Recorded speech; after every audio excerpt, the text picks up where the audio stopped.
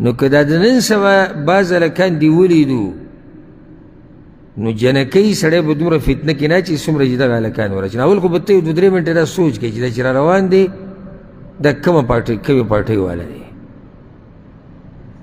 چې را نږدې شي هغه وایي زه هلک یم. نو سړی وایي چې اوس دته ووایم چې ته پرده کوه.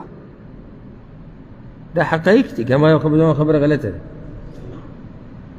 چې یو هلک په انټرنیټ باندې د خپلو شونډو تصویران ورکوي او د خپلو سڼو او د خپلو سترګو. ما ته ووایه قسم دله در کومه دته تاسو سړی وایي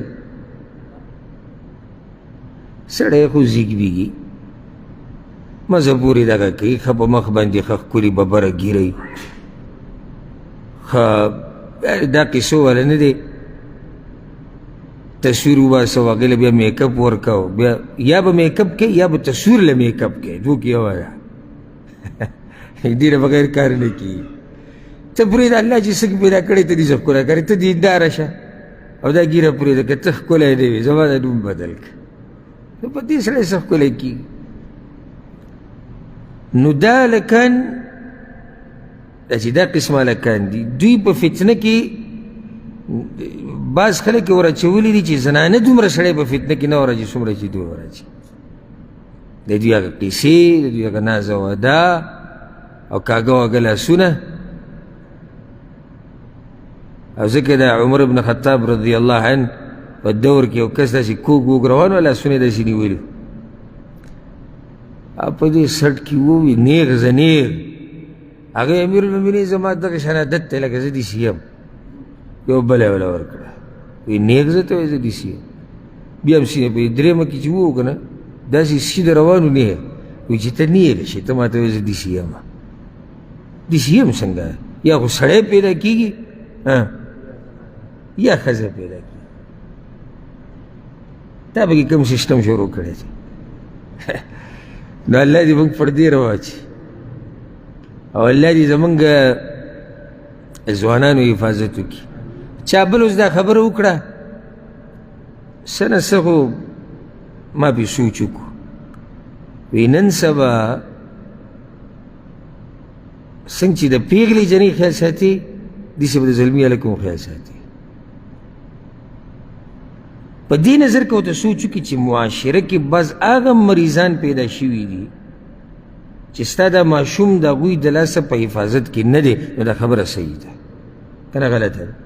معاشره کې شتي داسې بیماران او داسې مریضان چې هغوی دقه ماشومانانو پسې ګرځي په دې هلکانو پسې ګرځي. غریبانان په کم عمرۍ کې به څه پوه نه وي نو ډېر خیال ساتئ.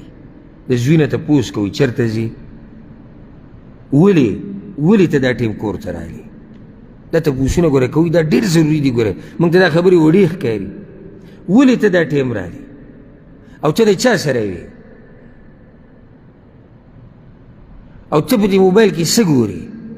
دا یو څو تپوسونه همیشه کوي د بچو نه که هغه جنۍ ده که هغه هلک ده. جنۍ هم تپوس کوه ولې دا موبایل تا سره لاس کې تا دې کې څه کوي. دا دومره اوږدې خبرې په ټلیفون تا چا سره وکړه چې هغو ته پته وي چې او زموږ نه یو تپوس کوونکی شتي یره یې په زړه کې. انا تا ته وایي ما له راولېږه آیفون 14 پرو میکس او تا په ځان ځمکه اسمان یو کړي پرو میکس ولېږي بیا تپوس هم نه کوي چې پرو میکس کې څه دي. نه زوی ولې ستا دا عمر د دې دی چې کله دماغ لږ پاخه شي او تا ته پته ولګېده چې دی اوس یو مرتبې ته ورسېدو چې یعنې داسې کیدی نه شي چې سړی دې بلکل 100% په نیغه لارې ځکه چې د بوډا سړي هم یره شتي چې ګمراه شي خو بیا هم سړي څه نه څه به دې بچي باندې څه یقین شي بیا وله موبایل والا بیا هم تپوس کوه. او ما بعض داسې پلاران لیدلي او په هغو کې یو زمونږ والد صاحب والله د هغه په قبر باندې رحمتونو باران راووره دې آخري وخته پورې چې زه به لږه لیټ شو هغه به خبر شو نه وي پرون چېرته تللی وي او چې ما ته به یې ټلیفون وکړو دې آخري وخت کې چې ما به نمبر د هغه ولیدو چې ټلیفون کوي نو ورب الکعبه په ما باندې به یاره راغله چې اوس به دته څه حالانکه زه نه الحمدلله په غلط کار تللی یم نه څه په غلط خو مشر ټلیفون وکړو اوس تپوس کوي چېرته چې کله پلار خپل ماشوم په نظر کې والي نو چې ته ول ازادي ورکړي هغه تا نه تپوس کوي چې بابا ته چېرته تللی وې بیا مزه کوي چې کیسه الټه کړي نو ډېر خیال کوي د بچو ځکه چې دا بیماري دا د لواطت ته دا ګوره ډېره شوې ده